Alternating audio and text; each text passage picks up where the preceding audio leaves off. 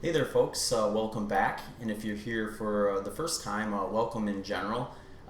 This is a video I am going to publish that deals with a topic that I find very interesting and very beneficial in my own training and preparation for ultra endurance events. I've been publishing some other videos on nutrition and training on my YouTube channel that kind of outlines how I kind of prepare and execute a plan in a race for an ultra marathon. So today's topic on intermittent fasting or fasting in general is going to kind of take a look at how I use it and the principles that I'm kind of reflecting on as I kind of set up a situation in which I use that tool as something to kind of improve my training, recovery, and racing in general.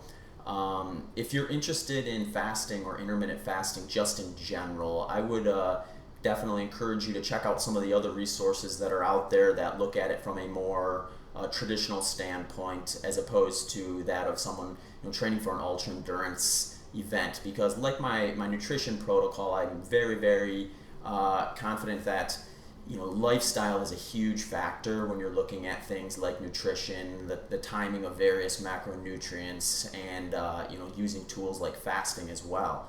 So this is very much going to be kind of an outline of how I use it within my training structure.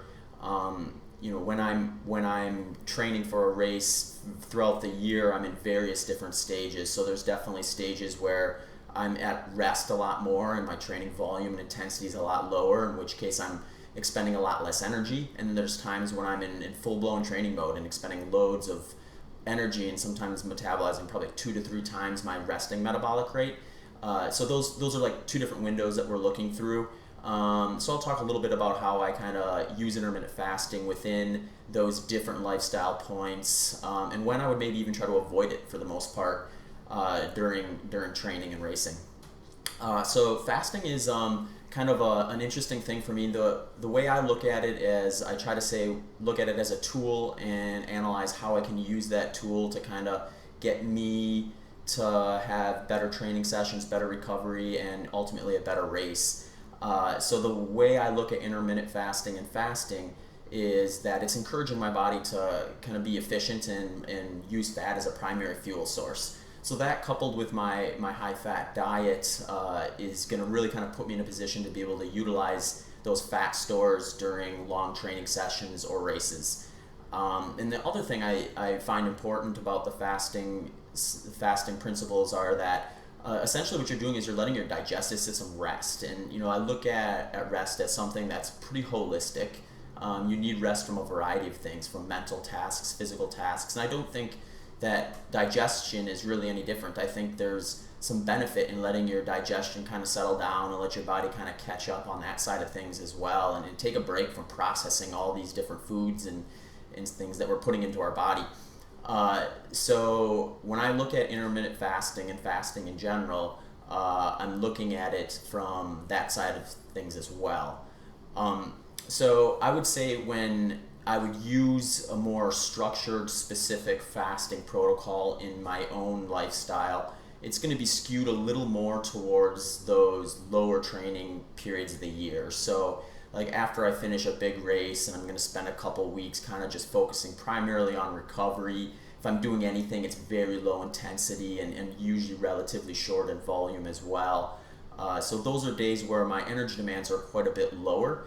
I like using kind of some intermittent fasting or fasting principles during that time because I think it kind of lets my body focus more on kind of flushing out some of that stress and some of that inflammation that's generated from large training blocks and racing as well. So that's probably the most frequent time period that I would use a planned fast or a intermittent fasting protocol on a more regular basis. When I start ramping up my training again and get into kind of high volume and then eventually add some intensity to that as well, that's when I'm a little more careful about using any type of fasting or intermittent fasting on a regular basis. And the reason for that is because during those phases, like I mentioned earlier, there are days where I'm metabolizing 2 to 3 times my resting metabolic rate. So I kind of stopped looking at fasting as like a time window of like, say, 16-hour fast, 24-hour fast, or something like that.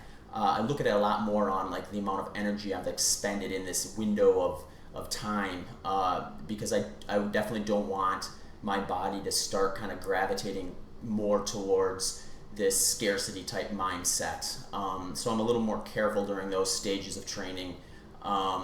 Like if you watch my other videos, a good example of that would be my phase 3 specific or specified training program. Those would be the times when I'd be almost cognizant not to fast for too long. And here's kind of my reasoning for that.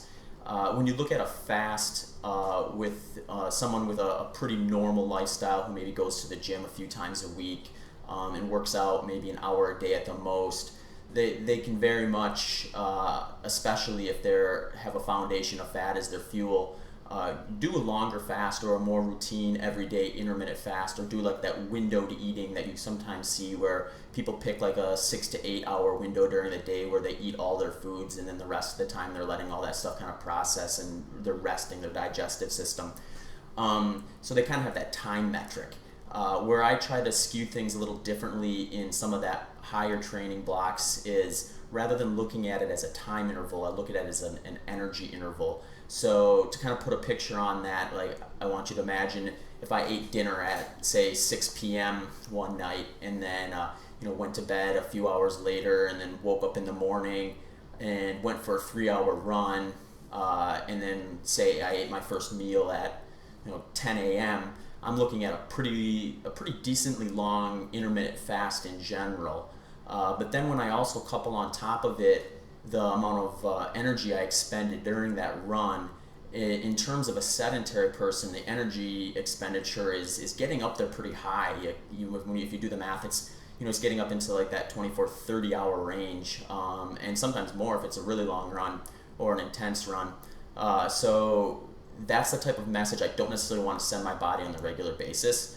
I think it's probably okay if I have some recovery days coming up after it, but if I'm looking to get back out the next day and do another decent training stimulus, I definitely don't necessarily want to send my body that message that food is a scarcity, or that it's going to have to burn large quantities of energy without a refeed during that time frame. So kind of not getting too hung up on trying to do any type of fasting protocol or intermittent fasting during that type of training is a pretty big focus point of mine. So when I wake up in the morning during those phases, a lot of times what I'll do is, I don't like to start a run with a full stomach, so I shy away from eating a lot of solid foods, but I'll definitely be a little more liberal with like the coconut milk or like NCT oil or something that I put in my coffee or tea to kind of reboot my system in terms of energy coming in, and kind of cut that overnight fast off before I go out for a stimulus.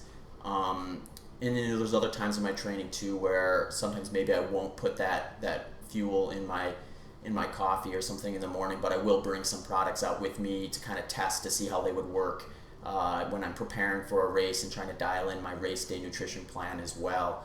So that's kind of the general principle I follow. I say when I get into the heavy training stuff, I use more of an energy metric in terms of fasting, and then I trust that if I periodize my training right so that I'm not in those high intensity, high volume phases for too long, I'll be able to eventually go back to some of those lower, more relaxed phases of the year, and then kind of focus in on some of those other things like more structured fasting or intermittent fasting, and wait till those times to really give my digestive system that long time break. So that's kind of how I use it. I'm not necessarily saying that's the best principle for everyone. One thing that I am pretty convinced about is that nutrition and kind of manipulating your fat metabolism from that side of things produces a lot more return than, say, trying to just do a fasted run following a traditional standard American diet, where you'll see a little bit of return, but not nearly as substantial as you would by encouraging your body to burn fat by eating fat itself as well. So that's kind of my general protocol. So if something interested you, or you've played around with it, if you've been doing some intermittent fasting or fasting during heavy training blocks and are kind of feeling a little flat, maybe try breaking those up a little bit in your future training. If you're interested in some of my more day-to-day specific training, in my more specific day-to-day nutrition type stuff, I would encourage you to head over to my website at zachbitter.com, where I have quite a bit of information on how I do things. I also try to post on Twitter and Instagram and Facebook fairly regularly, so you can kind of get a glimpse at some of the more acute things like meal recipes, training procedures, and things like that. So if you have a chance, hop over on Instagram and give me a follow at zachbitter, or on Twitter at zbitter. And like I said, my webpage is zachbitter.com.